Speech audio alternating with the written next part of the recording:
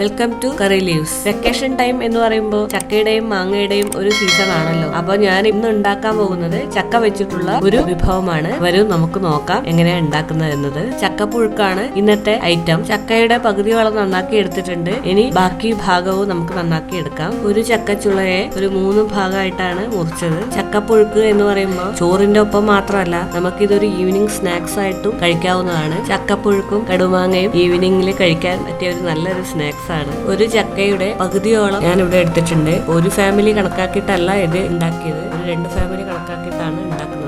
ചക്കച്ചുളയെല്ലാം മുറിച്ചു കഴിഞ്ഞു. ഇനി നമുക്കിതൊരു വലിയ പാത്രത്തിലാക്കിയിട്ട് സ്റ്റൗവിൽ വെച്ച് സ്റ്റൗ ഓൺ ആക്കാം. ഇനി ഇതിലേക്ക് ഒരു 1.5 ടീസ്പൂൺ മഞ്ഞൾപ്പൊടി ഇടാം. ഒരു 2.5 ടീസ്പൂൺ മുളക് പൊടിയും ഇതിലേക്ക് ചേർക്കാം. ഉപ്പ് ഒരു 2 ടേബിൾ സ്പൂണോളം ചേർത്തിട്ടുണ്ട്. ഇനി ഇതിലേക്ക് ഒരു 3 ഗ്ലാസ് വെള്ളം ഒഴിച്ചു കൊടുക്കാം. വെള്ളം തിളക്കുന്നതിന് വേണ്ടിയിട്ട് നമുക്കൊരു 3 മിനിറ്റ് അടച്ചു വെച്ച് വേവിക്കാം. വെള്ളം നമുക്കൊന്ന് തിളച്ചതിന് ശേഷം നമുക്ക് ഇളക്കി കൊടുക്കാം. ഇനി നമുക്ക് ഇത് നന്നായി ഇളക്കിയതിന് ശേഷം വീണ്ടും അടച്ചു വെച്ച് വേവിക്കാം. വലിയ പാത്രമായതുകൊണ്ട് ഇതിൽ ഒഴിച്ചിരിക്കുന്ന വെള്ളം തിളക്കാൻ കുറച്ച് സമയം എടുത്തിരുന്നു. പുഴുക്കിലേക്ക് ചതച്ചിടാൻ വേണ്ടിയിട്ട് ഒരു ഫുൾ തേങ്ങ ചിരകിയതും പിന്നെ ഒരു ഉള്ളിയും ഒരു 3-4 പച്ചമുളകുമാണ് ഞാൻ എടുത്തിരിക്കുന്നത്. തേങ്ങ വെള്ളം ഒഴിച്ച് അരക്കേണ്ട ആവശ്യമില്ല, വെള്ളം ഒഴിക്കാതെ ഒന്ന് ചതച്ചാൽ മതി. ഇനി നമുക്ക് ഈ തേങ്ങ ചതച്ചത് പുഴുക്കിലേക്ക് ചേർക്കാം. ഇതിലേക്ക് കുറച്ച് കറിവേപ്പിലയും ഇട്ട് കൊടുക്കാം. ഇനി ഇവ നന്നായി ഇളക്കി യോജിപ്പിക്കാം. പുഴുക്കിന് വറവിന്റെ ആവശ്യമില്ല, അതുകൊണ്ട് നമുക്ക് സ്റ്റൗ ഓഫാക്കിയതിനു ശേഷം ഇതിലേക്ക് ഒരു 3 ടീസ്പൂൺ വെളിച്ചെണ്ണ ഒഴിച്ചു കൊടുക്കാം. വീണ്ടും നന്നായി ഇളക്കി യോജിപ്പിക്കാം. അങ്ങനെ ചക്കപ്പുഴുക്ക് റെഡി ആയിട്ടുണ്ട്. അപ്പൊ ചക്ക സീസൺ ആണല്ലോ, അപ്പൊ നിങ്ങൾ ഇതുപോലെ ഉണ്ടാക്കി നോക്കുക,